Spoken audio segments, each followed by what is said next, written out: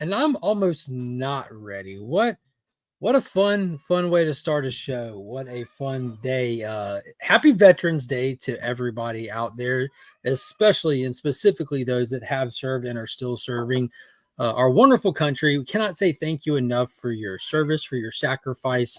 It is truly appreciated by myself and countless others. So if no one else tells you today, know that on behalf of myself, my family, and the Legion, happy Veterans Day to everybody.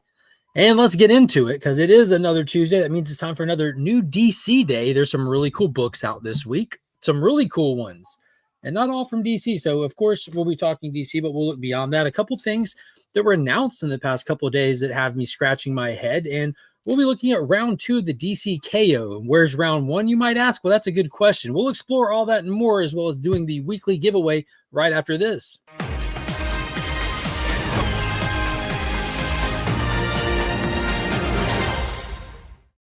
Huge shout out to the homies over at Big Time Collectibles. Be sure to check out the links in my description to any and all my videos. You'll find some fantastic resources to this amazing hobby, including BTC, Justin Comics Cleaning and Pressing, and the one and only, the legendary ABX Comics and Games. They are, in fact, the community's comic shop. All the books I'll be talking about today in this stream and giving away are courtesy of ABX Comics and Games. So if you need a comic shop to set up a pool list at, to get new books so you never miss out on anything, they got you covered.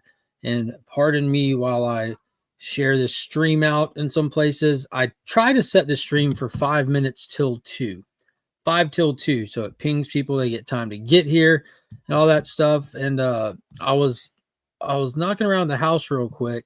And then I hear a monkey yelling for me. And I go back there and look, and she is inside of her stuffed animal cage, I guess is the best word for it. She has like this 3-foot tall thing, and it's just like frame, and it's got like rubber bands, like vertical rubber bands that hold all of her stuffed animals in it. She was inside of it, and it was partly open, and she had a bloody nose. Apparently she was trying to climb in instead of just reaching in the side and pull out. She was just playing. She was climbing in, it slipped, hit her nose on the frame. So had to get her set up right before this. So a little off focus right now. She's fine. She's going to make it. She will live to fight another day. She's chilling right now, but I think my wife was more worried than she was. She was running around calling her work, telling them, I can't make it. I got to take her to the ER. Her nose is bleeding. I'm like, no, it's fine. She has a busted nose, not a broken nose. There's a big difference. So no pain. She's already better. Stopped bleeding, but it was a lot of blood for a minute there. Whole lot of blood. But yeah, tough little girl. Tough little girl. Let's see who all's in here. So I'm bouncing around trying to get on. you good now? Come here. I just told the story. I know. I just told everyone that it was worse for you than Monkey. Yeah, I was gonna take her to the emergency room. I called work and everything. That's what I told him. It's just a bloody nose, just a busted nose. But Monkey was sitting there holding the little toilet paper wet to her nose, and I'm like, hey, calm down. It's not broken. She's not crying. It doesn't hurt her. It's just some blood. Kyle sees it was a good bit of blood. It was a fair to middling amount of blood. That's for certain. So I'm bouncing around here real quick, trying to get everything that I would have normally already had in the stream. Come to find her. Let me. What is it? If I had taken her, it would be the second time because she busted her face. So they don't run a CAT scan on her. I joke with the wife because like one time per kid, when they were asleep and she was carrying them through the house, she bumped their head on the door frame. I Drew Barrymore in the movie. Drew Barrymore. Oh yeah. What was blended? Yeah. When the wild kid, he's either going 1,000 miles an hour, or he's passed out. Yeah, but she and it's been like a running joke ever since. Neither kid are old enough to remember it happening, but God, snitched on me so yeah, fast. yeah, he did. But man, yeah, running joke. But yeah, good stuff. Kids are doing well. Hope everyone else is doing good. A lot of people have the day off, and hopefully they'll be here to check out the stuff. So this just loaded up in there. So here's the giveaway for today. Booyah Chaka. Booyah Chaka. I don't have a clue what book that Supergirl one is. Maybe it's an issue of Supergirl. Maybe. I'm not sure. That Poison Ivy, though, is an absolutely gorgeous. I mean, it looks like just a straight up piece of art. Gorgeous piece of art. And it's an annual. is the 2025 annual. So it's oversized. So if you want to, this book's been going for like 700 issues, and I talk about it every month as when it comes up. The cover art on them are just absolutely hauntingly fantastic. The story has to be good, but this one is done by Seb McKinnon. Seb McKinnon is the cover artist on this, and it looks like just straight up art, like the Lady in the Lake kind of thing. What looks like could be Excalibur rising up via the vines, just absolutely gorgeous. And this Supergirl cover is tough as nails. That Supergirl cover is by Sozamakia. That's Supergirl issue number 7. Just absolutely wicked, super cool. It's got the vibes to it. Those I figured would be great for the giveaway today. And of course, the super chat goal is in there. So if we hit the super chat goal, we'll add the bonuses to it, including the sealed card pack, the stickers, and the extra books and all that stuff. So super chat away, and we'll do that at the end of the stream here. What is going on, Lisa? Good to see you in here. Las Crucius, what's up? We got Matt. How's it going, homie? J-Med, happy DC Day. Ruby G in the building. What's up, homie? What's up, John? Welcome to the Legion of Comics. That's right. We got Steven with the C dropping that first $2 super chat. Let's get it started.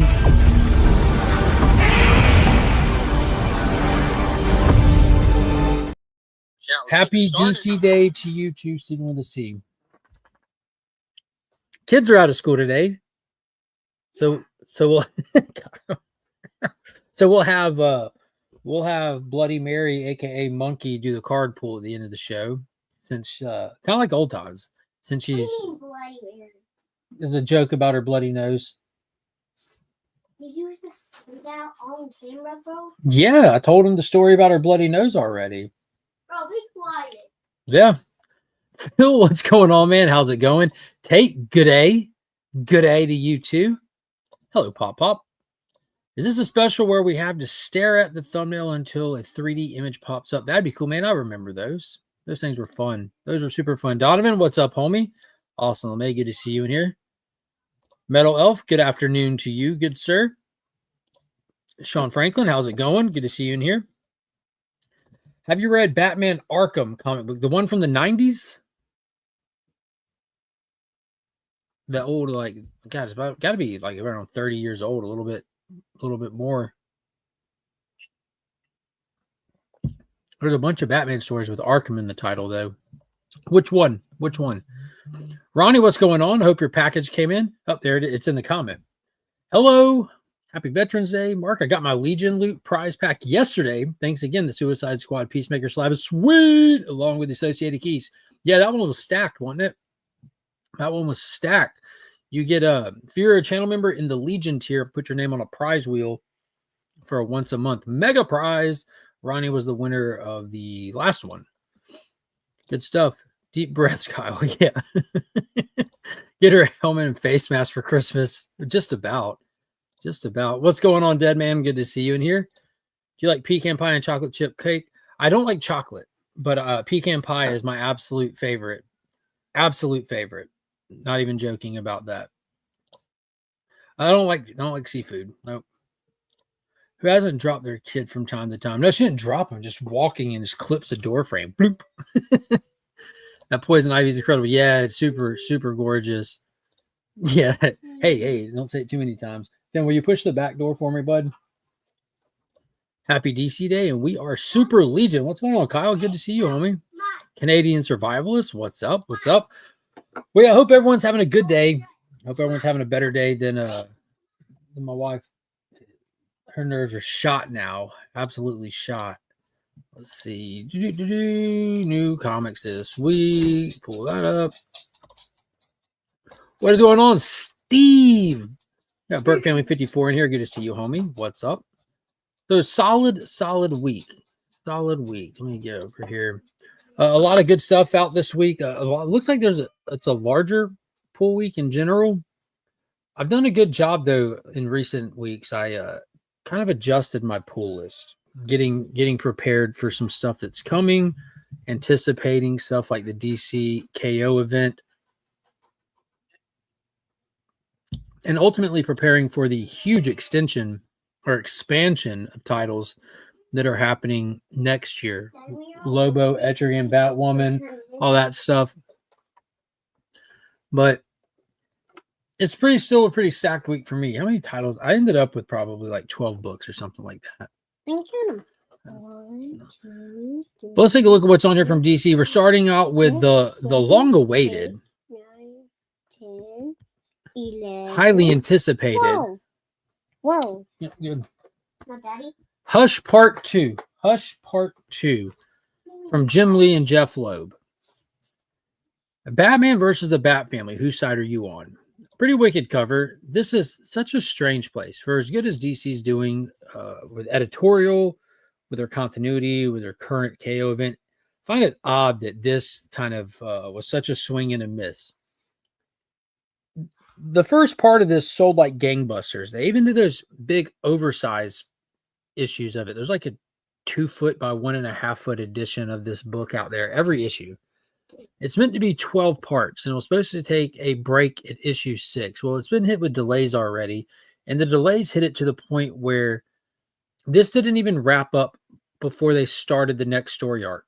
So this was never intended to be the end of the last story arc kind of thing. It kind of just exists on its own, but it continues the old numbering from the run. So it's Batman number 162.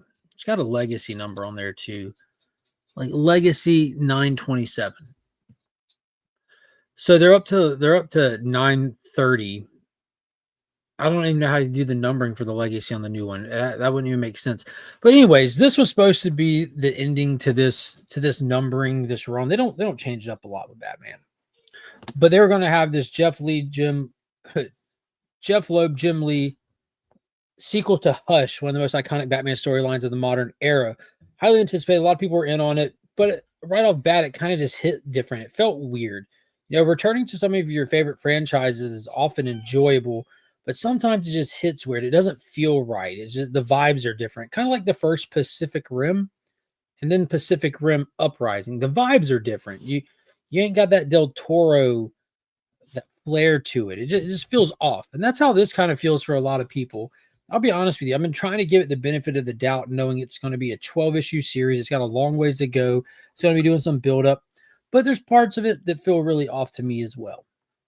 This issue was no different. Maybe it's because I'm reading too much Batman, and it's not like I'm really focused on this one. People are talking about absolute Batman. People are, talking about the Matt Fraction Batman. This is kind of just fallen into the wayside, fallen into the weeds. Nobody cares or is reading it. I doubt many people are even going to pull this whole thing at this point.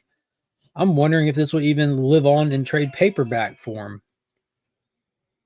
Yeah, good point. Yeah, Batman year 2 compared to year 1. Yeah, it's completely different creative team.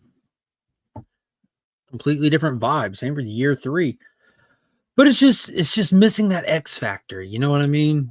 Like for something like Hush, if you're going to revisit Hush, you got to have that X factor. You got to have that. You got to have the juice. You got to have the sauce. Bunch of cool variants. But I enjoyed this issue. It's literally exactly what it solicited as. Batman versus the Bat Family. Kind of get a highlight moment for each character. Babs, Nightwing, whatever. And we finally get a point where Hush is entering the battle a little bit. First little encounter with him directly. I want to like this so bad. I want to like this so bad. I keep seeing the Bat Fam dropped. Looks very interesting. Anyone watch it? No, not at all. Intentionally skipping that. And we can talk about that here in just a few. I talked about it Sunday night with Sector. The DCU choices and decisions they're making for projects. The Bat Fam thing, that cartoon, the upcoming dynamic duo with Puppets movie, and then some other stuff that was just announced that I got queued up to mention here. The Dark Knight Returns versus the Master Race that happens. I haven't enjoyed Hush 2 so far. We have the Dark Knight Returns, then you have the Dark Knight Strikes Back. Then you have that one shot with the Jason Todd story. Then you have the Master Race. Then you have the Golden Child. And I'll be honest with you, I enjoy Dark Knight Strikes Back the most, and it's wildly different. Wildly different, but yeah, different vibes. Different vibes. But yeah, I want to like it so bad, and I'm going to continue reading it. We'll see where it goes. I dropped Transformers. I mentioned that previously. I jumped off the Energon universe. But Action Comics 1092 is out this week. Absolutely loved it. I'm really digging this series. Mark Wade's writing it. We had a different artist on this one. No. Yeah, Cian Tormey is doing the art in this. For the first time since his unexpected debut, Clark returns to the City of Tomorrow obsessed with the future and his place in it, particularly since Captain Comic has deliberately set the mighty obstacle in front of him that he and his family have no idea how to overcome. He needs to earn the trust of the people of Metropolis and fast. I feel like, and again, I've been running into this a few times. The synopses, the cliff notes on these books seem like they're a little bit off. This is Superman this is Superboy attempting to balance the dual personality. It's attempting to balance the dual personality and as well as how the world perceives him. Like where does the Superboy line stop and the Clark line begin? When does he get to do for Clark? And would he prefer just to be Superboy? Kind of those themes, those elements, those feelings that he's going through, and how it's a struggle. But I'm absolutely loving it. This is how it's done right here. And I know this is kind of similar in a way to what they did back in New 52. You know, you had Superman was ongoing and you had Action Comics, which was like the Superboy era. But neither of those timelines and those continuities had been established. They were kind of establishing as they go. With this, having a Superboy comic feels right. You kind of know what has happened already, what characters you can work with, how to introduce them, stuff like that. But it is awesome with all the Superman books out there that one is specifically for Superboy. You know, it's cool. Like, what if we had a Batman comic that was specifically just like the first year on the job, or just, you know, just kind of like how World's Finest is. I don't know. There's so many Batman books and none of them do that. At least if you don't count the Dan Jurgens, Mike Spicer, Dark Knight. That was a Black Label though. The puppet movie is going to be bad. I'm not going to see that. We don't know if it's going to be good or bad, if we're being honest. You might not be into puppets. I only think like 7 people are into puppets. Like it's like Team America, but with Robins. Thunderbirds. Just such a goofy idea.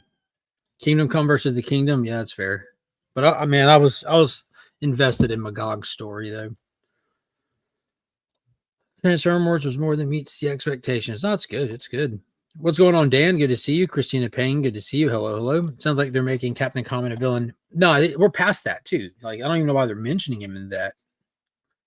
There was a twist to it in that last issue. It felt like he was kind of trying to mentor Superboy. Then it kind of seemed like he was a little sketchy. And then they revealed that he was working with General Lane. Then it revealed that he was working for himself and he knew General Lane and he had a goal ultimately to kind of shield and protect Superboy by means of making him learn for himself. But he ended up being a good character. Took off the space at the end of the last issue. So he's done with the series. What's going on, Bryant? But yeah, it's really good. I'm really enjoying it. Action Comics 1092 out tomorrow. It's Ultimate pass. Fantastic Four pass. Batman and Robin number 27. Issue 27. A bunch of these. That's a cool cover. The Super Sons and the World's Finest there. As Batman's newest enemy continues to cut a bloody path through Gotham's underground, the dynamic duo works to uncover his motives. What is the connection to some of the city's fiercest villains? What's brought him back to hunt them down, and who will be caught in the crossfires? Find out here. PKJ is still writing that.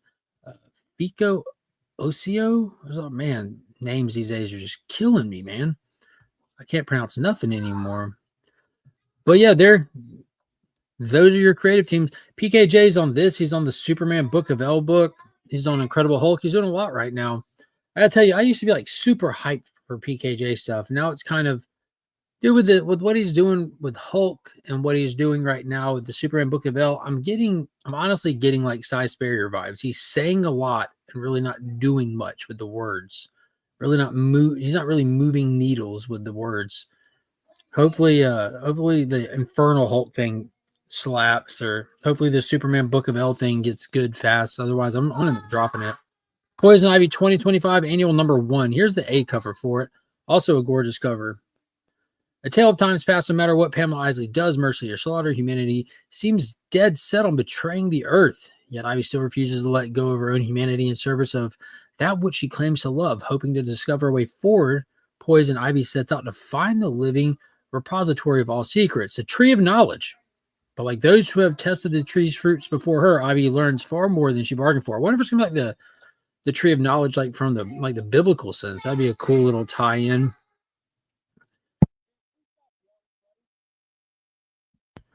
But that'd be a really cool tie-in. Interesting. And somebody can win that book today, giving a copy of that away, but got the variant cover for it for today's giveaway. The variant cover is just insane. I saw it, I'm like, good gracious. There's only 2 covers for this one, but look at that. That is gorgeous. The sword coming up out of the water. So yeah, it looks like she's going to be struggling with her humanity, like giving in fully to the green, or to keep that piece of her. Interesting. I like it. Again, big kudos to that book for going so strong. Here's a Batman book. I think it's the last issue, right? I'm pretty sure this is the last issue. And if it is, that means I'm going to go in the DCU app on my tablet and try to knock it all out. What's up, young blood?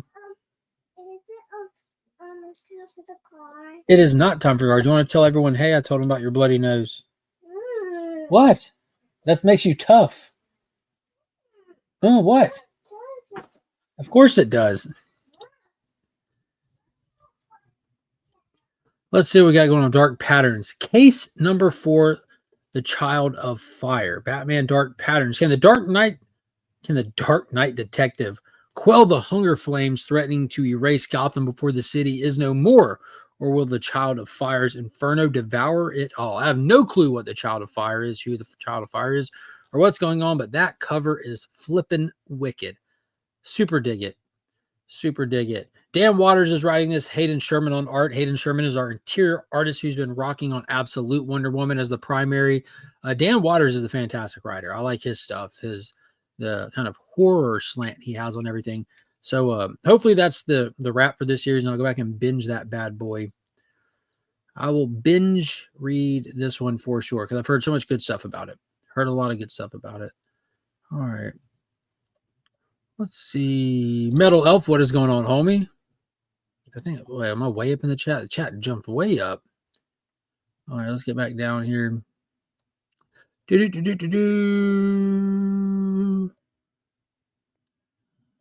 think it jumped again. Kingdom Come versus the Kingdom. Saw that. Sounds like they're making out the common villain. So I saw that. Okay, here we go. What's going on, Kenny B? How's it going? Sagnick, what is up, homie? Hey, which covers for Elseworld Static Batman did you get? I'm really looking at that here in just a second. I didn't see that one.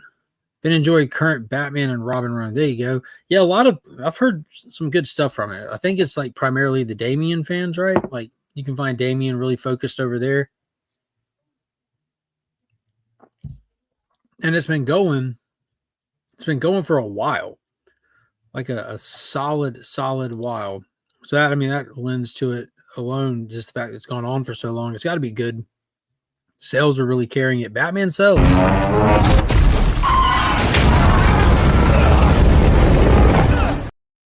Bloody Noses build character, absolutely. Busted her nose in her toy stuff. That was it hurt my wife more than her. But big shout out to 3 Good Nerds, $2 super chat. Broke the wife's heart. So yeah, Dark Patterns, solid. Superman the Kryptonite Spectrum. I dropped it. This from the creators of the Ice Cream Man. Cool. The art's pretty unique, original. Kind of had me curious. I read issue 1 and 2. Not digging it. Superman finds himself somewhere over the rainbow in this landmark issue. See, why are they even using terms like that? Landmark issue. What's landmark about issue 4 of the Kryptonite Spectrum? Featuring the debut of a new canon-changing, sure to be essential for all-time character. At the very least, he's awfully cute.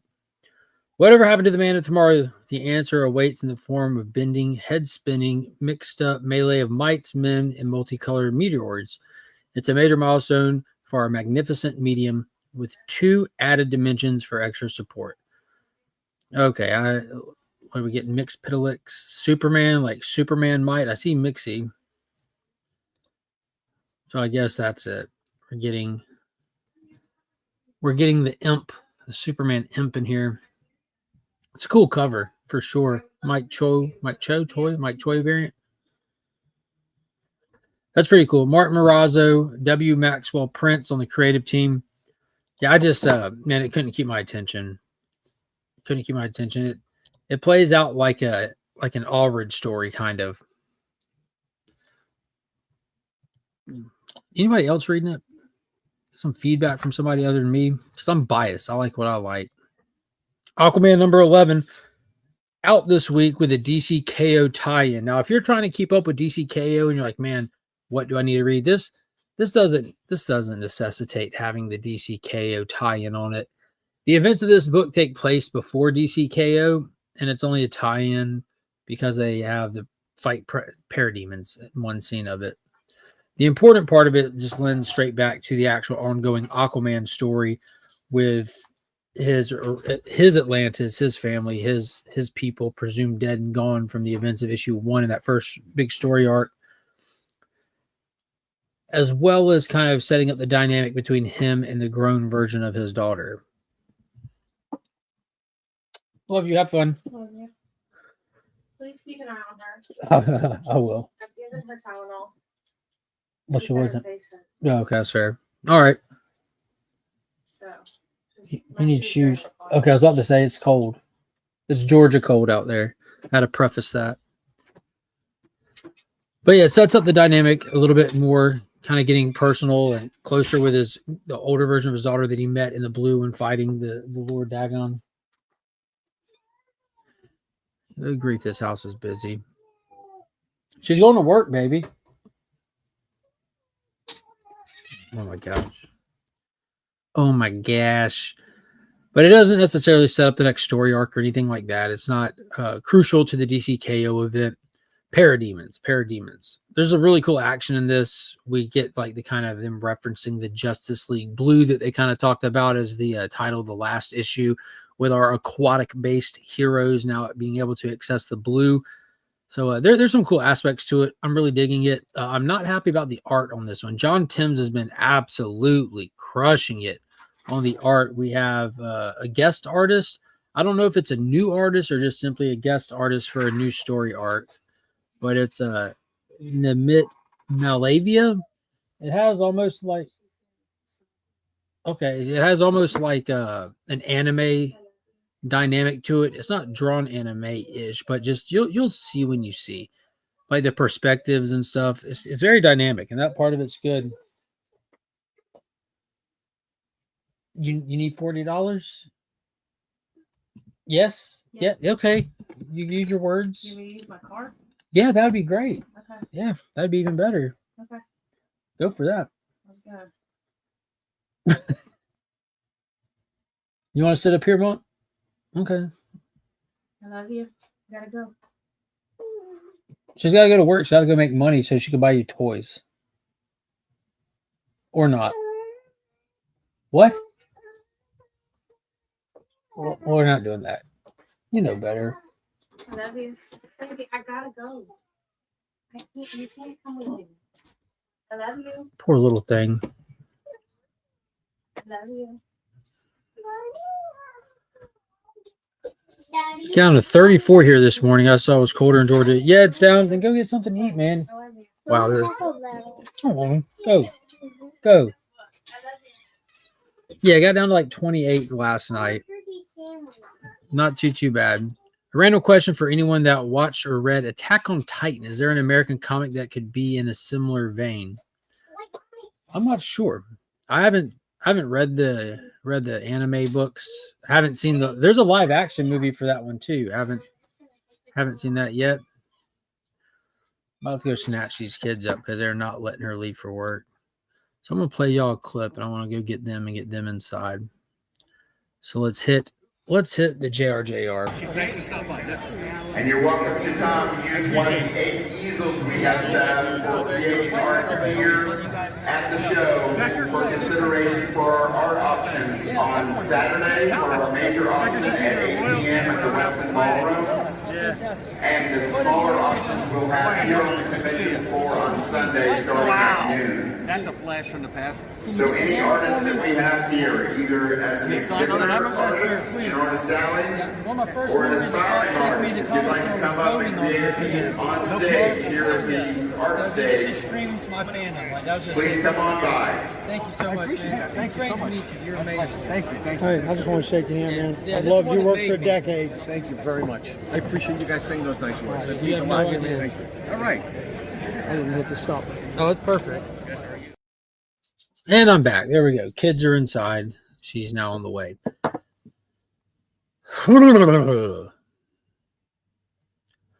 Brian LCS, what is going on, homie? Big congrats on another successful comic book community awards. I was able to go back and catch some of it. It looked like a good time. Looked fun. Congrats to all the winners out there.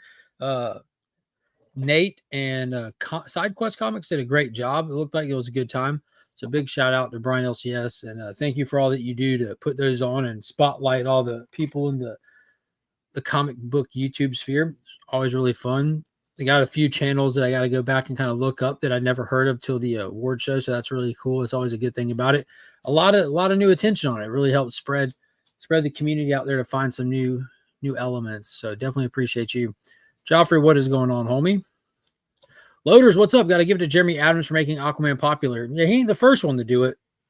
All they got to do is make decent books and people will read them. Aquaman's got tons of fans. You can think people like Jeff Johns had already done it. Snyder had a great run on Aquaman. This is all just in really recent times, you know. You're really not just like shout out to them for making him popular, but shame on DC for dropping his title previously.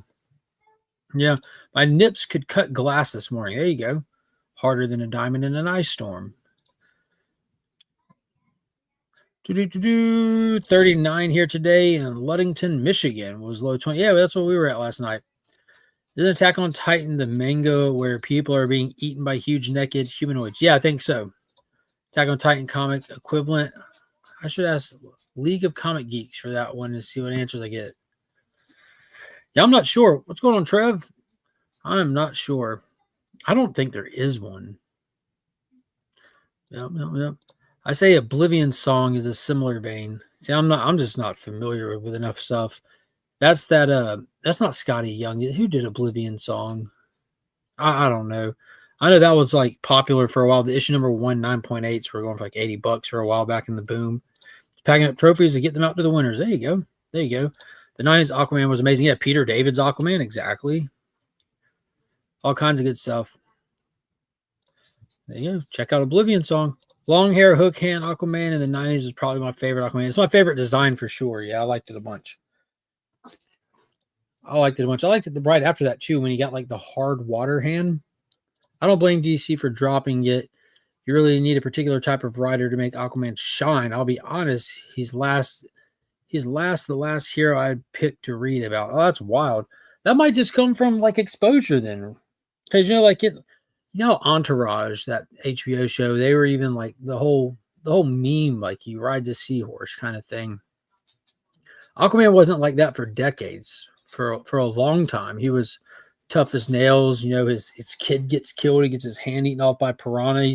He's a tough character. He was never really the laughing stock inside of comic books. He's a mega powerhouse, but there's just always this tough sell with like a Submariner, Aquaman. But Peter David made him badass in the early 90s, and then it didn't slow down. It didn't stop through Jeff Johns stuff, Snyder stuff. It's just, you have like Ivan Reis doing the art for him through the Throne of Atlantis story arc and all that. Man, there's some really good Aquaman stuff out there. It has been for a long time. I think that people just didn't pick it up and try it. You can go back right now and get some of the Jeff Johns, Ivan Reis Aquaman. It would blow your socks off, I guarantee it. And that's from hell, like what, 15 years ago? Guarantee it'd blow you away. I didn't win my first ever comic book community award, but what can one expect when everyone has their favorite? That's how it goes. Pick up some Volume 5 Aquaman and you'll change your mind about Aquaman. Yeah, maybe it's a generational thing. I really like Tempest and Jackson. I like both of them too, but Aquaman is king. Neither one of them hold a candle to him. Not a candle. and like, and that, I guess your exposure to them doesn't come from you picking up Aquaman books. It's just their like adjacent pop-up moments and other stuff, right? And we had that little era where Jackson was on the throne for a couple of years. And I think Chuck Brown was writing some stuff. He wrote Aquaman and the Black Manta miniseries through that little era. That really spawned more out of Future State than anything.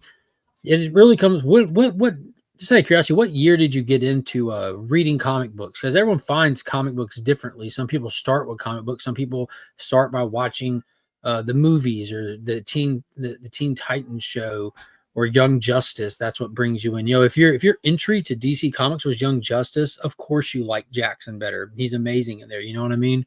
That also plays a big factor into what we prefer a lot of times. What characters we're drawn to is where was our entry point.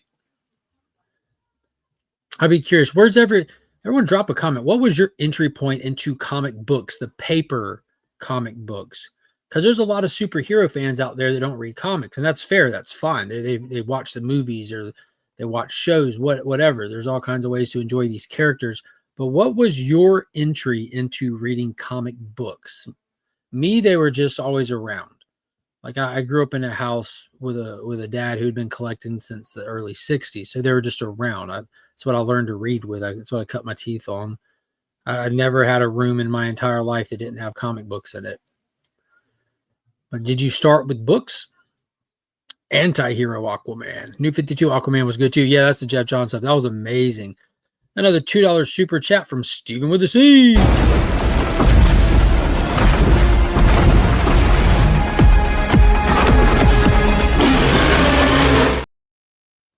Followed right up by Brian LCS. Said, for the cause.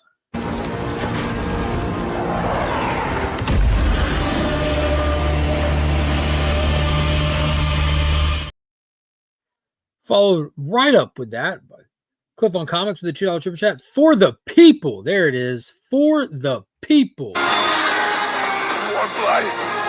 I'll get it.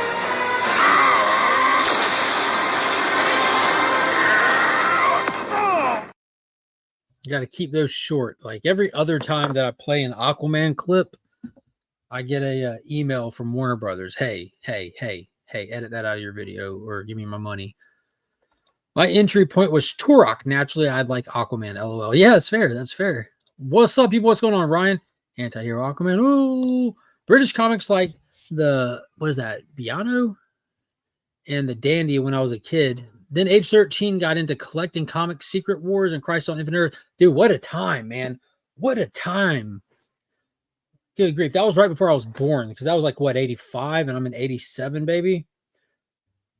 And I read Crisis on Infinite Earths when I was a little kid, and so much of it went over my head. But following the pictures, reading as best I could, understanding as much as I possibly could, trying to see who all these characters were, trying to like judge the meaningfulness of their deaths and stuff. That was my entry into the Crime Syndicate, and that captivated me as a kid. My first exposure to the Crime Syndicate was their death in the beginning of that, and it was so impactful the way that Ultraman looked back at Superwoman and said, "We spend our whole life trying to fight this world, and we spend our last moments trying to save it." And he flies into the antimatter like that. That hit me. Not even having the like great backstory or context for them, but that moment was so good.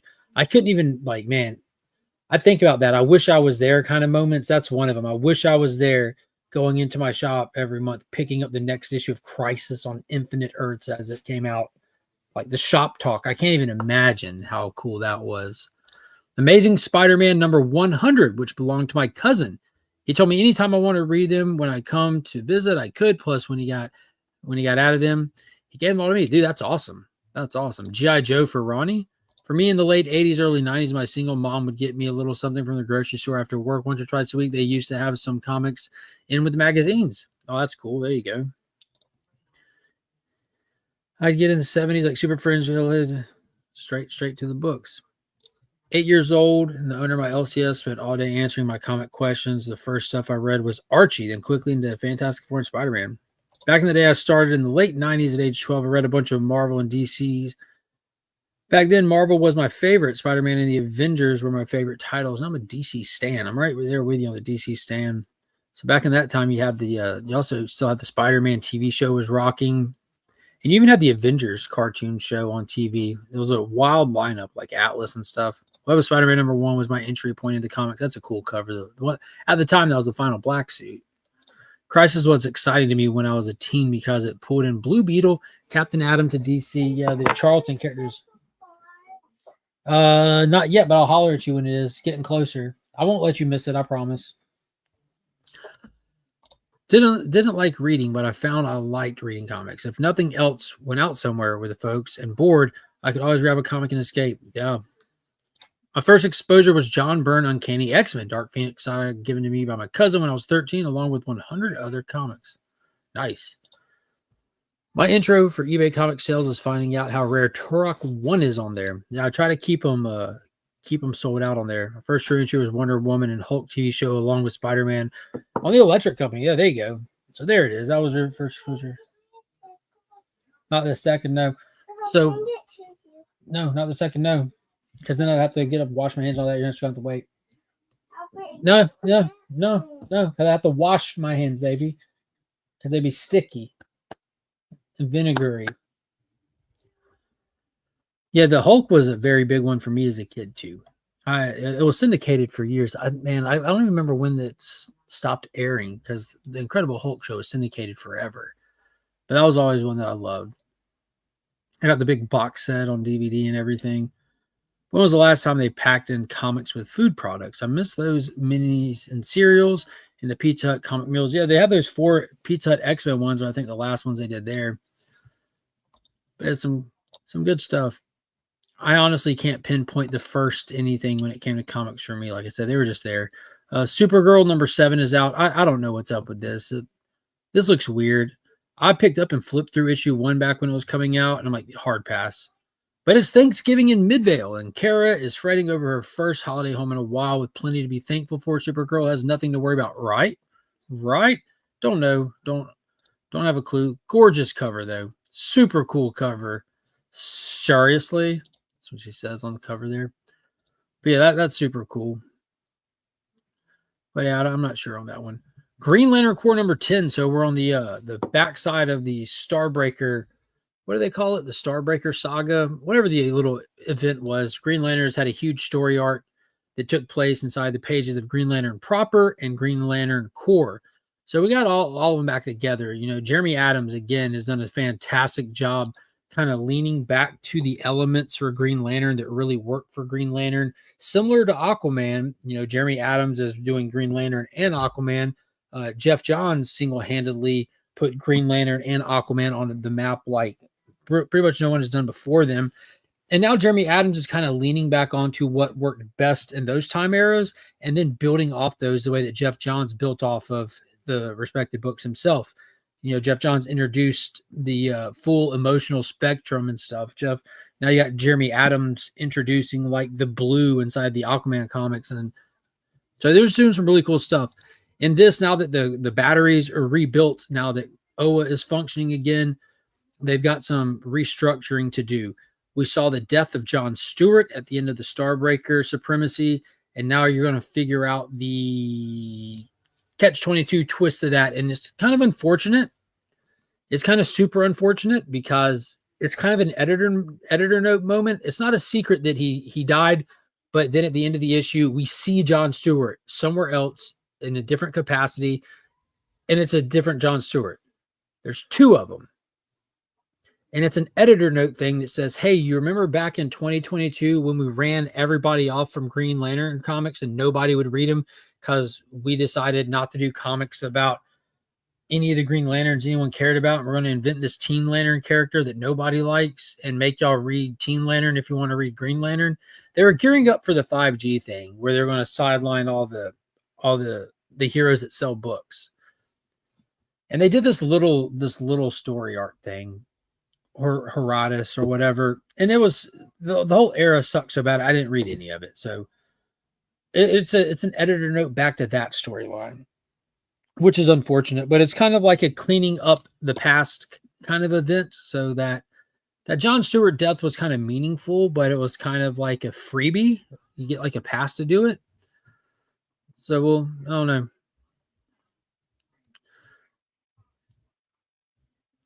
What was the last time? I'll never forget when an adult suggested me to Watchmen. I was too young at the time. Read maybe half of what it was. I was like, I don't understand what's going on. Could reread it now and actually enjoy it. Yeah, dude, Watchmen. I never even recommend that to adults if they haven't spent some time in the medium. Like you really should spend some time in the medium of comic books before reading that to truly appreciate it. But it's a fantastic story. JLOA, ROM, Micronauts were must-reads every month, and then the X-Men caught my eye in 1980. Dark Phoenix grabbing that X-Men logo and crushing it. I think I was in love. Supergirl seems to be there just be there as a title. Yeah, I don't get why. It was premature. If they would have held back and waited till it got closer to the movie and they did something more like meant for adults, because it seems very kiddie. I don't know. So did Pop sit you in his lap and start reading them to you? And did he just say, help yourself? And you started, help myself, pretty much. Help myself. I've had comics in my room, just like they're like a toy bin in your room kind of thing. Starbreaker is cool JLA villain that is not often used. Yeah, they did a really good job with him in that Green Lantern thing. Oh my God, I love the Micronauts. They were so unique compared to everything else. I want to buy an Omni for that. Didn't they recently put a crypto issue in a bag for dog food? They did, Ronnie. Good call. Yeah, the milk bone issue. They sure did. And the toys tied in. I was always trying to see which of my toys are going to be in each issue. That's cool. Thanks. Now I'm shopping for my favorite books from my childhood collection. The Spectacular Spider-Man number 73. eBay keeps taking my money. Hey, man, those are the best ones to collect. I just want Star Blazer toys that were never got. A bridge player with 4-inch figures, and then the fighter jets. I still have a toy bin in my room. Yeah, I mean, I don't know about a bin, but yeah, I've got totes with figures boxed up. I got tons on display. And then, like, I got the little Avatar metal popcorn buckets in here that have those Avatar figures in them that are for the kids. But yeah, this was cool. I like which direction this is going in. You're training some new lanterns, kind of reestablishing the status quo of Oa, dealing with John Stewart, making sure, again, status quo stuff. It's just status quo reestablishing, which is good right now.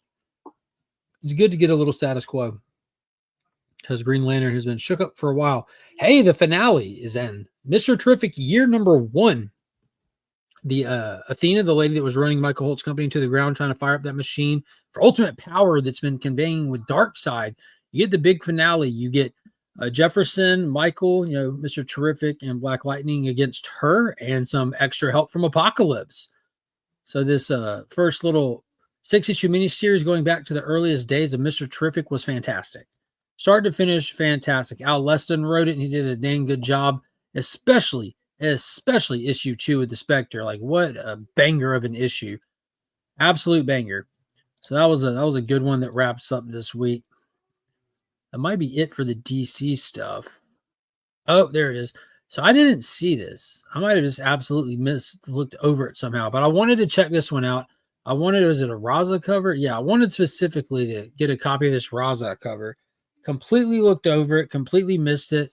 In the not-so-distant future, young hero Terry McGinnis patrols the streets of Neo-Gotham as Batman Beyond, while Virgil Hawkins, a.k.a. Static, forges a new technological revolution in Dakota City with the introduction of the Q-Wave energy grid.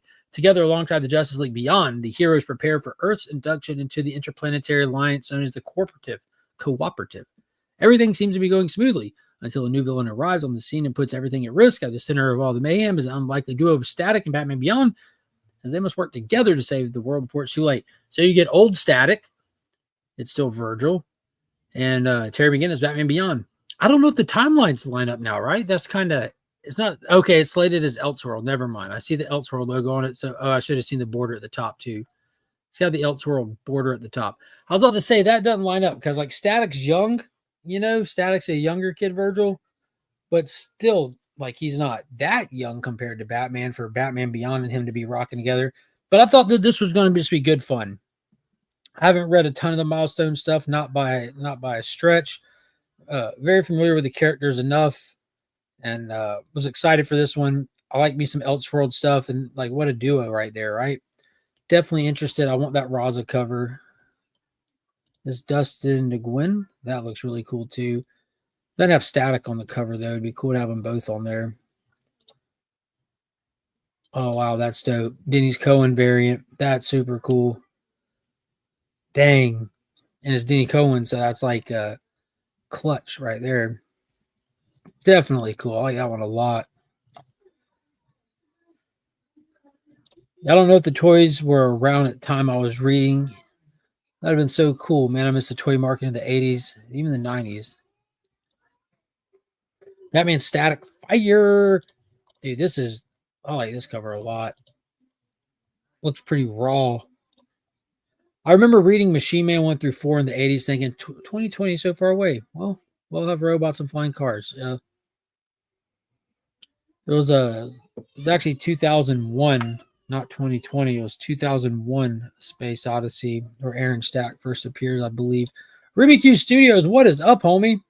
But yeah, I gotta go back and check for that one. I want to get that Raza cover, if nothing else, to put in the Legion loot for the channel member giveaway. So yeah, don't forget to hit that join button, become a channel member, get all the extra perks and stuff. It helps the channel out too. Appreciate all the people that support. Let's see. So I gotta check that one out. Red Code is out this week. I'm very excited for that. Issue number 15. I'm still loving that book. Still probably my favorite Ghost Machine book. I'm kind of a sucker for the history aspect for it. Oh, here we go. Gotham by Gaslight, A League for Justice, issue number 5. I'm not sure how many issues this is going to go, but this has been a blast. Another Elseworld one. You see the border at the top, that neon green border, very similar to what you saw on the orange top border.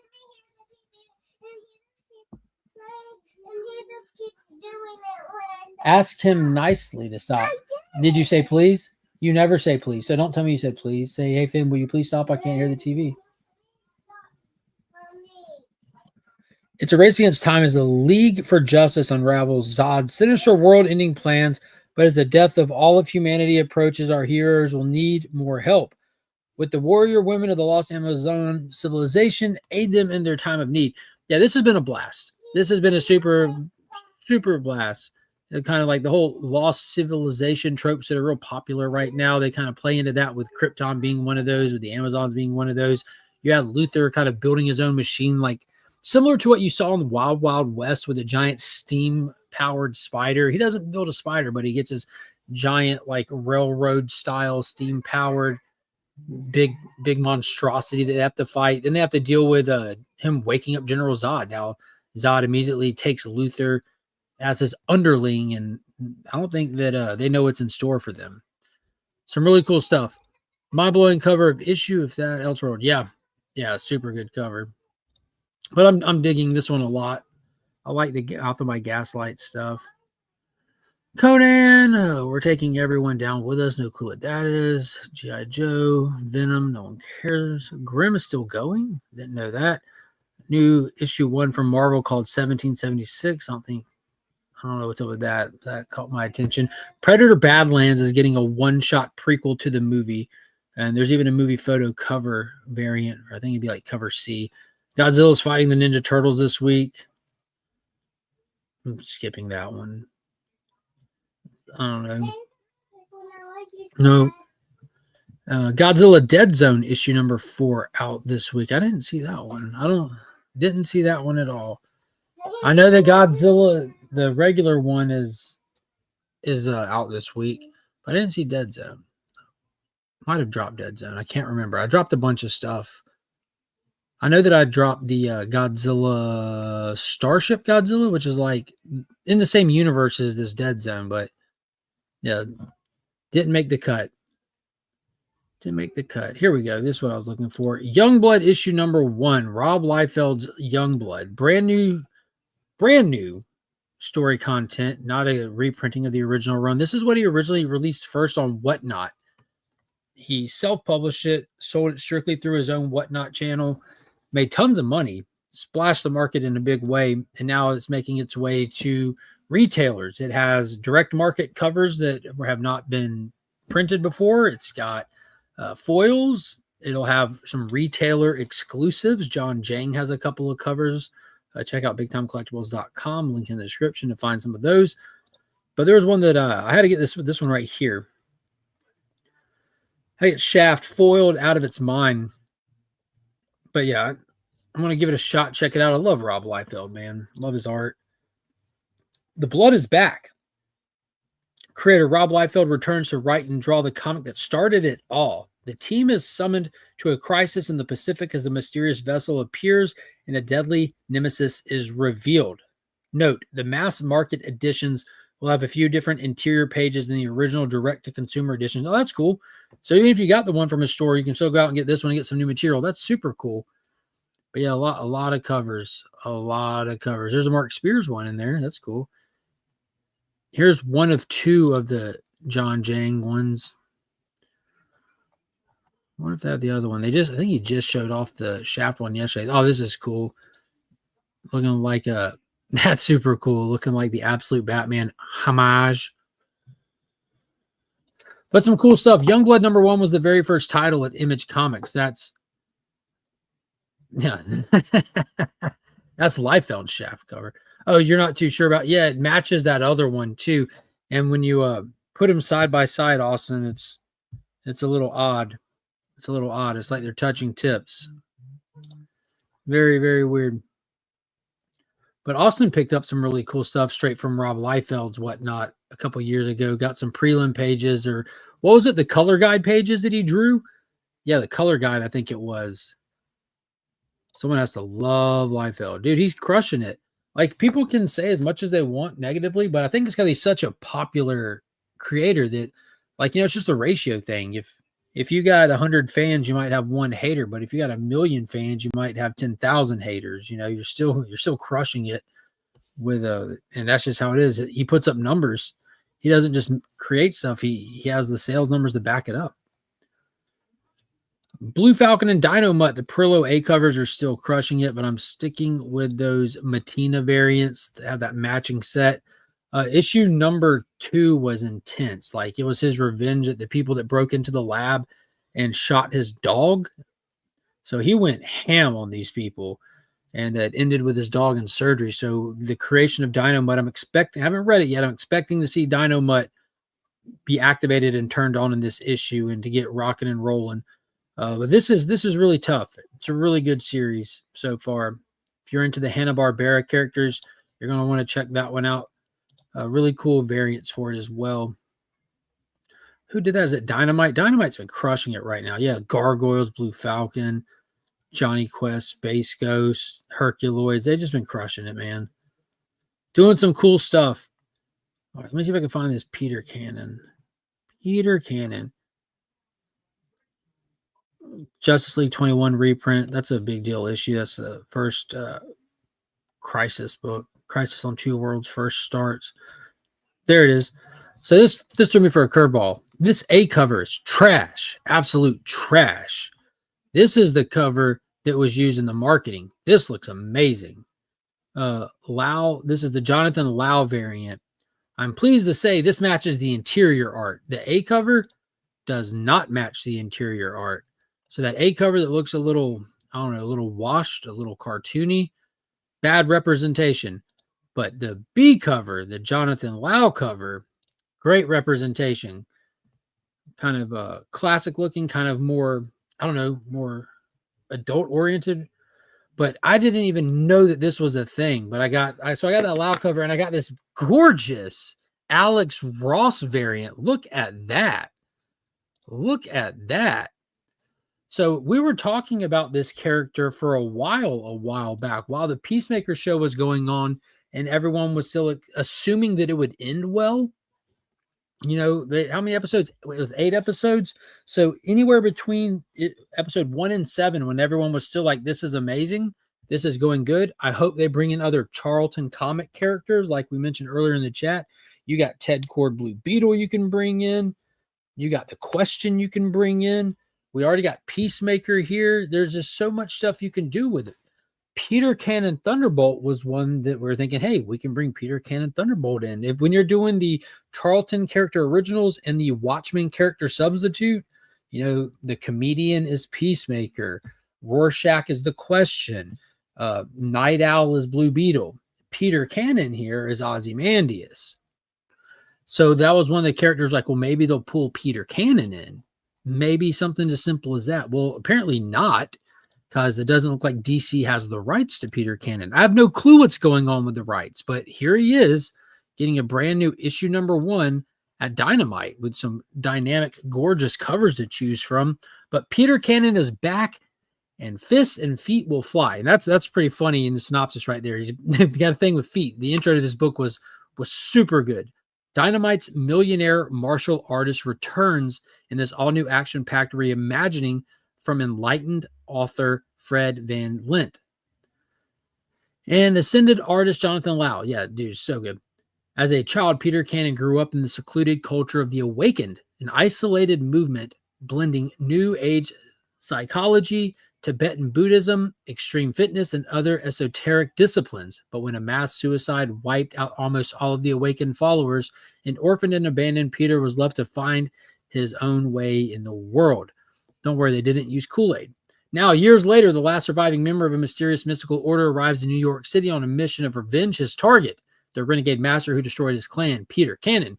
But taking out the fabled lightning vessel of an Awakened is easier said than done, especially considering that Cannon's mind and body perfected moves can collapse time and defy death itself. Featuring harmoniously honed cover art by all those people we looked at. Yeah, highly recommend. Highly recommend. You want to try something different? Dive into some lore you haven't been in. This is solid. I'm a serious debt martial artist. Okay. What's going on, 23? How's it going? I love Liefeld YouTube short. Cool to see him still geek out over the biz. Absolutely. Absolutely. Yeah, dude, it's like a huge variety. Huge variety. 10,000 strong and growing. Let's see. Wildcats. But yeah, this was super interesting to me. I'm glad someone's doing something with the character. Dynamite's taking a lot of chances right now. They're doing a lot of cool things with a lot of characters that you don't typically see. Seeing all the Hanna-Barbera characters back has been a huge treat. Huge treat. Street Sharks number 2 is out this week. Street Sharks. I think that was it for my pull list. Some subsequent prints, foils, stuff like that. But yeah, it's definitely a wide variety of stuff out this week. A wide variety. Yeah, crazy stuff. All right, DC Comics just shared this thing here just a few ago, just recently ago. You know, DC KO is the big event that's out right now where all the heroes and villains have to clash together to fight the center of Earth to get to the heart of Apocalypse so that one can drain in all the Omega energy from the universe, become powerful enough to become the King Omega and face off against his ultimate powerful dark side. That's a lot, but it's a Scott Snyder book, so just accept it, go with it. Everyone's getting to fight to the death. It'll be fine in the end. But we just had that first issue where everyone just kind of goes there and gets there. And they solicited it with this bracket, like these characters versus these characters, round 1, round 2. It's smart marketing. It's fun. But they posted this here today and said, hey, it's time to check out round 2 of our bracket. Go to our website. You can submit and vote and all that. And everyone was asking, well, when was round 1? Well, not everybody. Only the people that read it. A lot of people were asking, I can't believe you let this person beat that person. These people, none of these people in round 1 fought each other at all. That hasn't happened. Round 1 characters never ever face off against each other. So it's a more like who do you bet that we will put on round 2 despite them not fighting each other. That's how round 1 went after the fact. But they officially announced that Superman beat Giganta. They never fought. They officially announced that Captain Atom beat Power Girl. They also never fought. Guy Gardner, Firestorm, never fought. Jay Garrett, Cheetah didn't fight. Aquaman, King Shark didn't fight. Connor, Hawk, and Hawkman didn't fight. Lex Luthor, Black Lightning didn't fight. The Demon and Supergirl didn't fight. Now, we went through and predicted and guessed and made our hopes and dreams with this bracket on Sunday nights and stuff. But I guess they're just starting with round 2. And we've seen some of the Jorge Corona cover arts that look fantastic of like Wonder Woman fighting the Joker or something like that. And Superman fighting Captain Atom. But there's your round 2. Superman fighting Captain Atom. Who do y'all got? Guy Gardner's fighting Jay Garrett. Who do y'all got? So I predicted this one right, despite them not actually fighting. But I predicted that's what round 2 would look like. I expected Firestorm to make it because Guy Gardner's always the one that gets like taken out early. It's kind of like a running joke almost. But I guess with his little popularity, he got to make it now. But glad Jay made it in there. Aquaman, of course, and Hawkman, that was my picks for that bracket. The same with Lex Luthor and the Demon. That was my picks for that bracket as well. So maybe we'll get to see some of these characters 1v1 moving forward. That'd be super cool. The other half of the bracket is up as well.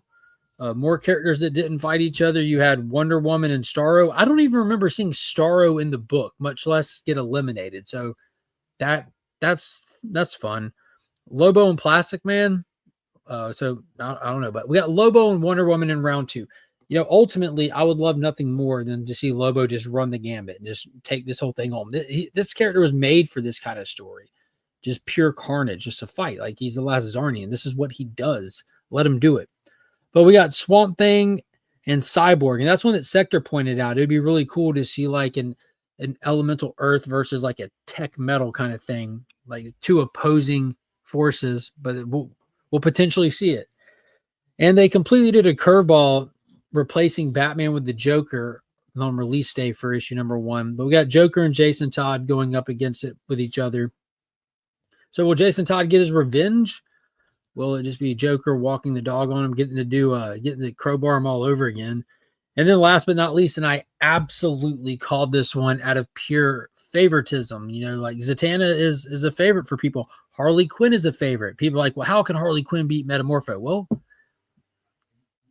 comic gimmick. And they didn't even fight in this sense. So Metamorpho's out, Big Bart is out. I don't even understand. I don't remember them being in the story, but they're out.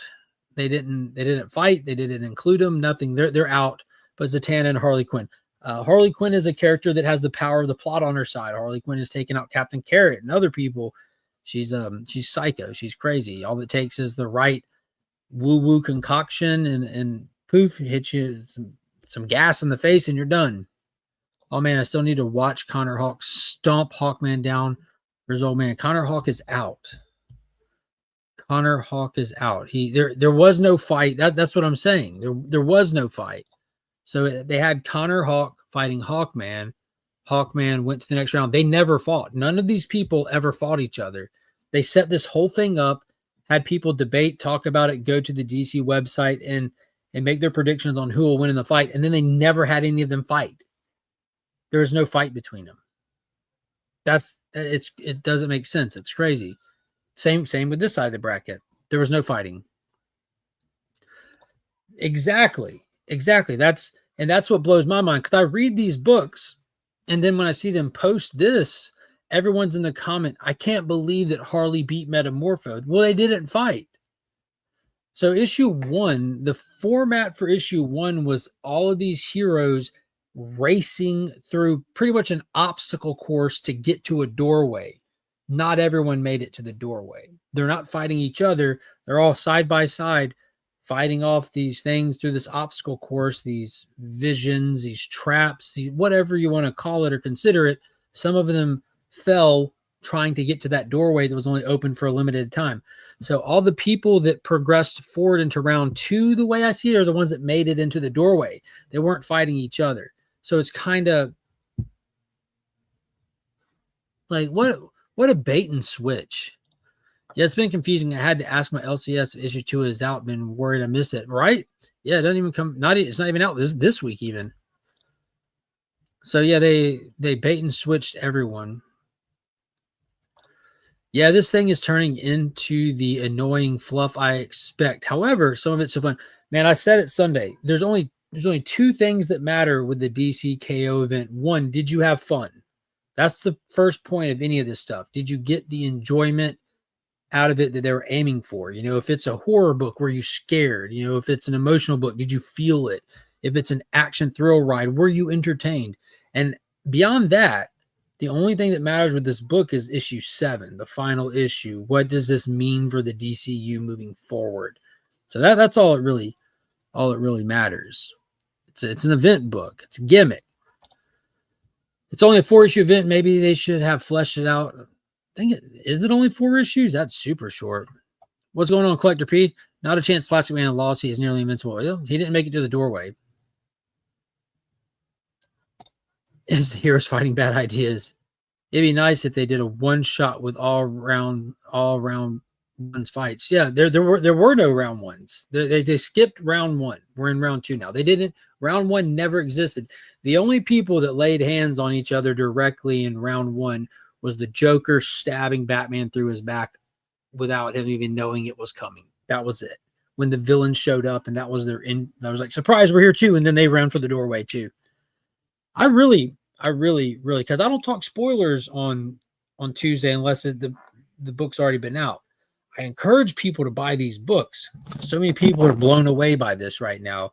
And I'm blown away that people are blown away by this. I thought everyone would see this grid and think, but they didn't fight yet.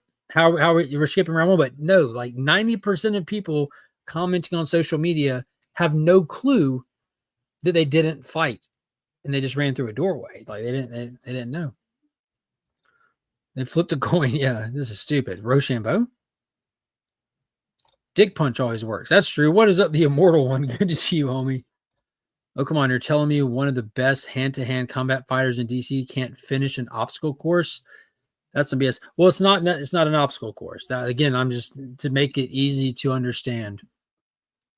So, like, do you remember in the Snyder Cut when Cyborg is trying to separate the mother boxes at the end of it?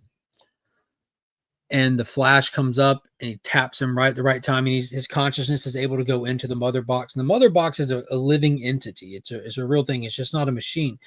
And Victor opens his eyes and he's inside the mother box. He sees his parents. They're talking to him. He sees their house. You can like the whole sky and all that. And he gives him the whole I'm not alone and I'm not scared, kind of that whole speech. Like this whole fight place is taking place almost in like a plane of existence like that.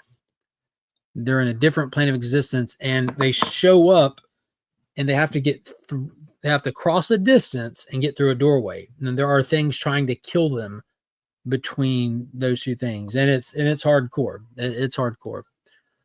But I don't know which combat fighter, and like a lot of them like just got snuffed out real fast and everything. What's up? Is it morning time? No, it's not morning time. Wait, is it evening? No, it's not evening time. So it's still kind of morning? Nope, it's not morning. Or is the sun setting? It's at the middle right now. Yeah. It's lunchtime? Yeah, it's afternoon. It's afternoon right now. Okay, I'm hungry. Can you give me some lunch? Yeah, you want something to eat? Yes. Go grab your snack. No. I'll be there in a minute. Yeah. No snack. Let's take the time where you're entertaining, make him fun. Yeah. I'm still going to pick him up. Yeah, definitely do. Makes me not want to buy it. I wanted to see those fights. Well, there are fights supposedly coming, like the 1v1 fights are coming. It's just weird to me that they skipped the first round and trying to pretend that they didn't. But yeah, the 1v1 fights are coming with the next issue. And I think there's actually one-shots with them as well. So like, despite it being the 4 issues or however many of the KO, some of the fights are going to be taking place, I believe, I could be completely wrong on this, in separate one-shot issues. They're trying to keep a lot of it under wraps so that it doesn't spoil who wins the fights. But they're definitely doing the actual fights. It's a flat earth. Get it? Get used to it. Yeah, exactly. Exactly. All right, let's look at a couple other things. These were announced. These are the things that I'm scratching my head about. We have the Team America Robin's puppet movie coming, and now this is announced. Oh, sorry about the alarm. Now this is announced. I have no clue what or why things are happening, why resources, time, and money is being spent on these things. DC Crime, a TV series in development where it's going to be a true crime story type thing with Jimmy the Riz dealing with stuff, and Gorilla Grodd is supposed to be the primary villain of the show. Why? I don't know. I feel like they're making fun of us at this point. Not even joking. Making a Robin movie with puppets. We have the Bat Fam weird cartoon thing on Amazon. And then this, like, that's three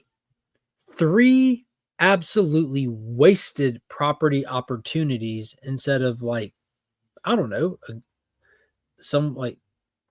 give us a Hawkman show. Give us a Green Arrow show. Get the Amazon Wonder Woman show going. Why is this even a consideration? Like, I like Jimmy in the movie. This actor is cool. I like him in a lot of things. He's funny in a couple movies I've seen him in. He was good in Righteous Gemstones. He was good in the Superman movie. But why? Why? Why? Why? Can't even carry a comic anymore. Yeah, it looks like a special feature in the Superman box set. So it's morning then. Who are you? Where am I? What does this all mean? I'm hungry. Exactly. What's going on, Funk? Good to see you in here. Oh, skipping the first round is still a cop out. You set up an expectation, not deliver. I agree. You're there. They did a bait and switch, is what I'd call it. You're trying to sell me one thing, you changed it at the end. But this is goofy. I don't know. And then this, I absolutely love V for Vendetta. I recently got in my Steelbook edition of it.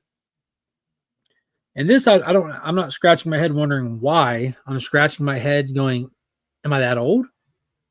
Am I that old now that they're remaking stuff that I don't even feel like is old? I don't even feel like V for Vendetta is an old movie. Natalie Portman, Hugo Weaving. Like, I know it's not like new. I wouldn't consider it new, but I wouldn't consider it old. I wouldn't expect to see it on like Turner Classic Movies or anything. Like the Matrix dudes did it. You know, the Wachowski siblings did it. Like, that's not old. But then I started thinking, like, a lot of stuff that's remade. When I was younger, I'm like, why would people be mad that they're remaking it? It'll be good. And then when I saw this, I'm like, am I that guy now that I'm like, why are we remaking it? It doesn't feel like a long time to me, but there's like 2 generations of people that might not have ever experienced this film, and they definitely weren't here for it when it came out. So how's everyone else feeling about that? And they're not doing it as a movie this time. You know, they're remaking Harry Potter. Harold, he's older now. They're remaking Harry Potter into a TV show. I never watched the movies. I don't care if Harry Potter thing is boring. But they're remaking it into a TV show. I'm like, why would you remake it? The movie's just finished up. Like, it hasn't been that long. It's been like 10 years. This is older than Harold Potter. So I don't know if I'm there yet or not, Taylor. That's what I'm asking. I'm asking for help on this one. Are these normal feelings I'm having? Is this what y'all have? And see, that's a great point, Cosmic One. You're not old. It's just that good. That's what I'm saying. Like, when something's good like that, is there a reason to remake it? You know, shouldn't you wait a little longer to remake it? And I'd say the same thing with Harold Potter. Like, I don't like it, but it's clearly wildly successful. They keep making more theme parks about it even. It is still a draw. V for Vendetta, it was never household, and it never will be household. And are they doing this just to make Alan Moore mad? Is that it? Are they going to lose rights to it if they don't do something with it? They never made spinoff or expanded it or anything. Is this just to keep rights or what? It's a good way to introduce youngsters to Alan Moore. What a way, isn't it? V for Vendetta, yes, please. But I'm saying, like, if they're just adapting the same story, are they going to be able to improve what's already been done? Is there room for improvement? Because the movie's fantastic. The movie just was a home run. Who are you going to get? Like, what are you going to do? Is it necessary, ultimately? Because this is DC Comics. This is Vertigo. This is another project. To make this one means you're spending money that could be spent on something else. So is it necessary knowing that? What ultimately are we not getting, whether it be now or down the road? What are we losing in order to get Team America Robin Police, Jimmy the Riz, the TV show, V for Vendetta remake? What are we losing in order to get these? They're making a Clayface movie. That's cool. Like, I scratched my head when I first heard that. What? Then they're like, we're gonna do a moderately low budget body horror style movie and keep it focused on Clayface. I'm like, that's actually smart. You're creating genres inside the DCU at that point. And Clayface he's adjacent to Batman. There's like 12 or 13 Bat related books out every month because he's a draw, ultimately bringing people in. It'd be funny if they cast the same guy. Yeah, bring back Hugo. Yeah, do that. I'm in. I think I'm getting old too, but if you think of it, 20 years is the time frame that makes sense to me. Yeah, that's what I'm saying. I think we're hitting that point, right, Lisa? I think we're hitting that point. Because when I was 20 years old, I wasn't batting an eye at remaking stuff. But I'm trying to think of some other remakes. You know, like Texas Chainsaw Massacre was big when I was younger. The Michael Bay, Marcus Nispel's movie. But they remade that in the early 2000s, and it came out in the 1960s. That's 40 years. But it had been a franchise, but it had gone downhill since then.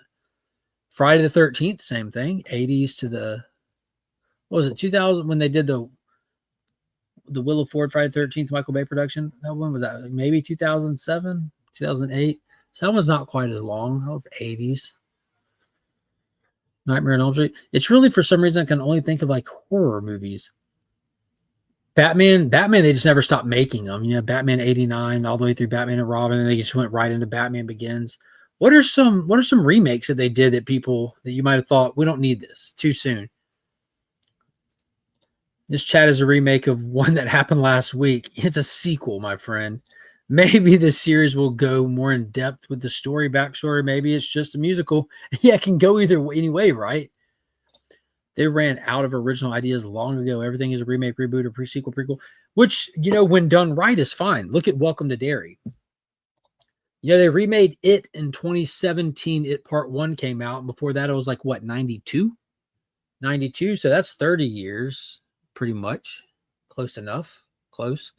So, yeah, I guess it fits in there. 20 years, a couple decades. It just doesn't feel like that. It just doesn't feel like that. Lost Boys. Total Recall, yeah. 80s to 2000. What was that, 2010? The Colin Farrell, Jessica the Body Bill remake. 2010, maybe? Me and Pop saw that in theaters when it came out. The remake of that. I was out of breath. That movie is so fast-paced. That was fun. I really enjoyed it. And I really recommend, if anyone's going to watch it, be sure to watch the extended cut. Be sure to watch the extended cut. But yeah, I enjoyed that one a lot. Bryan Cranston was in it too, I believe. Originality is so hard, but something needs to remain original. Don't you dare remake things like E.T. or the Goonies, etc. Yeah, and we're supposed to be getting a Goonies 2 here soon, right? That's all I got, guys. Let's give some stuff away. Let's give some stuff away. What's the hashtag for today?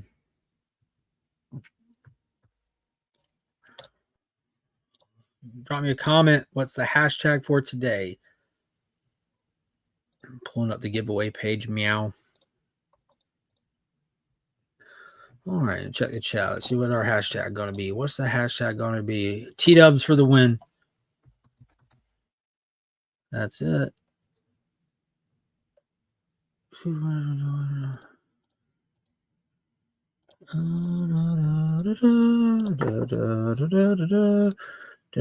Share screen, share screen, share screen, share screen, share screen.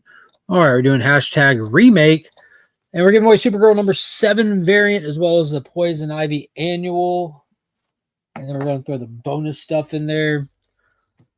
Making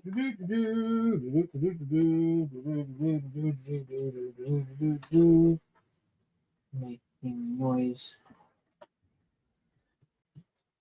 And because Steve talked about it earlier, out of the exclusive variant stuff, I've got this JRJR Dark Knight 3 The Master Race Book 1. Check this out. Like, so this sweet crispy variant is going in there. Look at that.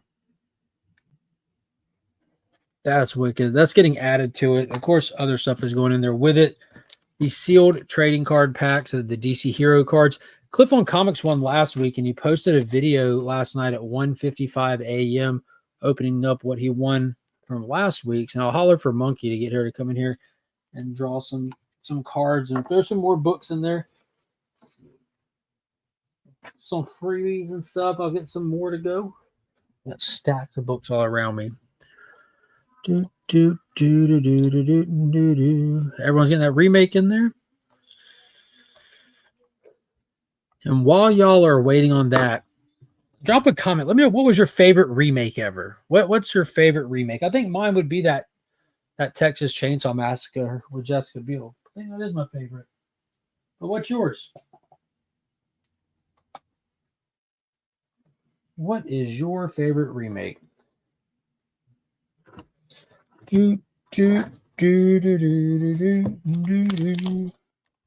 Tough question.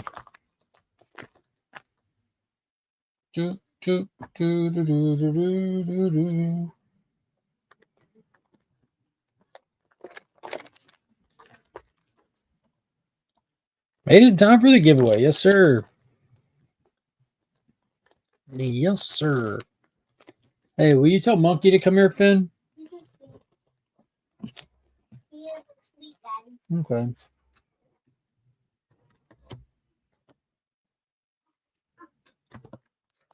The Wolfman with Benicio del Toro. Yes, that's a good one. Anthony Hopkins, Benicio del Toro, directed by Joe Johnston. That one is a fan-flipping-tastic movie. That's got Hugo Weaving in it also. By the end of the movie, he's the next Wolfman. Yeah, that's such a good movie. Cape Fear or 310 to Yuma both were excellent remakes. Yeah. So the Nick Nolte one is the remake, right? Nick Nolte is the remake, and 310 to Yuma, that was Christian Bale and Russell Crowe. That was really good too. Remember when he gets him on the train and he's like, "You made it." Then he catches them bullets. Like, oh snap! I did not see that coming. That was wild. Star Trek 11.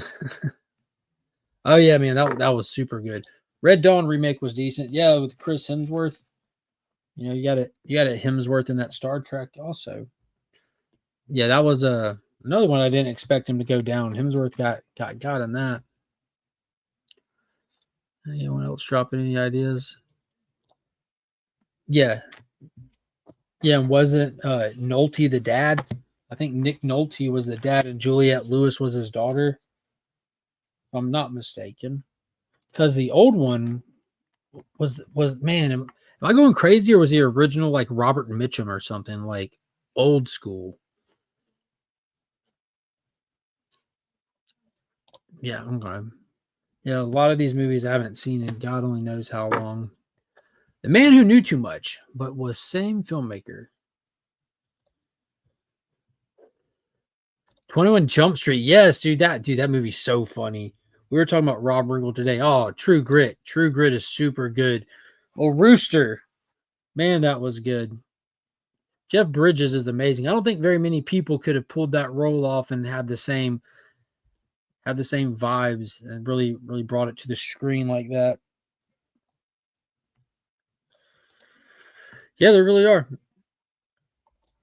Hey, Robert Mitchum was in the old Cape Fear. There we go. It's not every day I'm pulling like old school black and white movie stars out of my Rolodex in my brain. True Grit remake was amazing. Yeah, it was.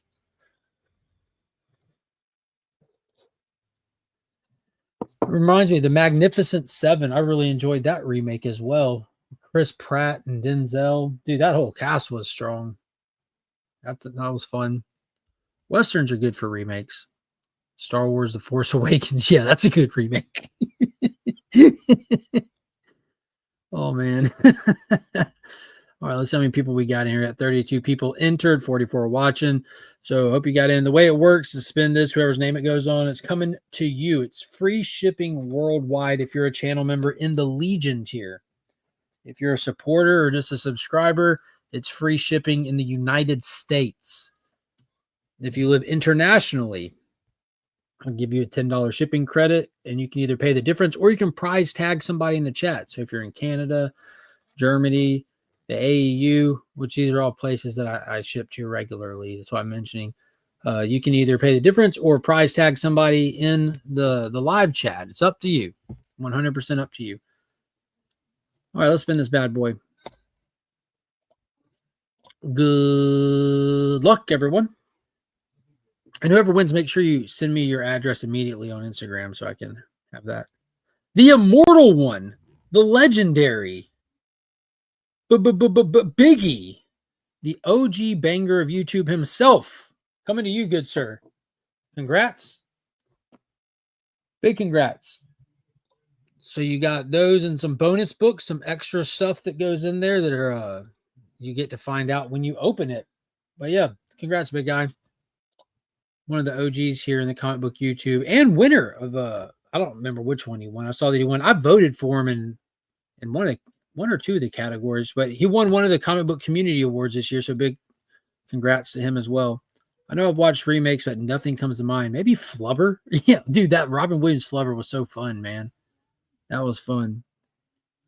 He is on right now. He's never off.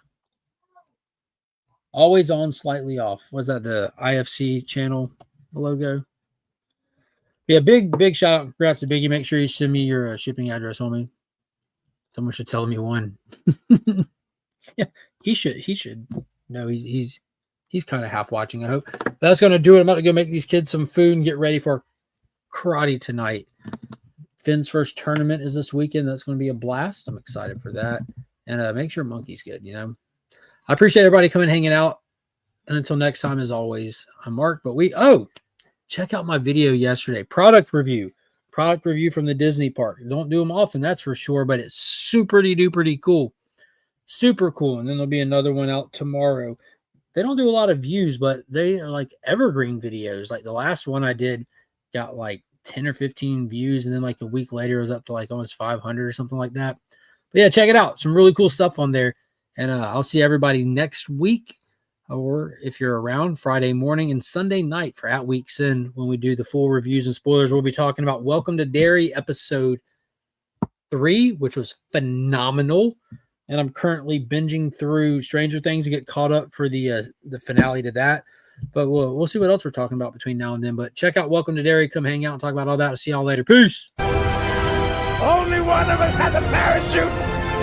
Good luck. Ah!